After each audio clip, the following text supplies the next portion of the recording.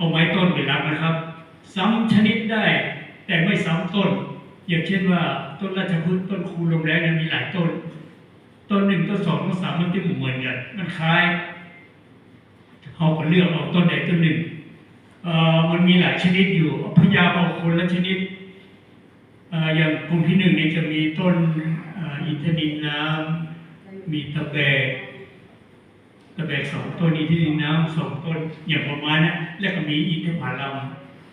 กลุ่มที่สองนี่จะมีแคนาสองต้นแคเนที่เป็นเอามาลวกกินกันน้ำพริกแล้วก็มีอินทผลัมที่กินไม่ได้แต่มันเท่มันงามกลุ่มอื่นกลุ่มที่สามมีบอกกล้วยเตกเลยมะละกอบอกกล้วยเตกมีอินทผลัมมีราชพฤกษ์ประมาณนี้นะครับอยู่นะคุณโตกับเกี่ยวไปเกี่ยวมาอันนี้ต้นยาวก็ว่ากันไปเอาต้นไม้รักไปได้ให้ได้5 ชนิดสำรวจแล้วพื้นที่ถ้าเป็นในโรงเรียนของเขาแท้ๆนะครับเราแบ่งเขตที่เขตนะถ้าเขาใจมาตราส่วนเดียวกันนะมันต่อจะเป็นผังรวมของโรงเรียนทั้งหมดต้นไม้นั้นจะอยู่ตรงนั้นตรงนี้หากำหนดตำแหน่งเวลาคณะเดียวกันพอในลงพื้นที่เนี่ยเวลาจะหากำหนดตำแหน่งพันไม้เขาก็หาถาวรวัตถุ1 อย่างเสาไฟฟ้าก้อนหินอย่างที่เขาถ้าไม่ได้กับมุมตึก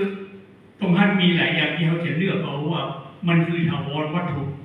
ถาวรวัตถุในนี้หัวใจต้นไม้นะครับต้องเป็นถาวรวัตถุอย่างที่บอกครับยกตัวอย่างไปแล้วนะครับลองไปแบ่งกัน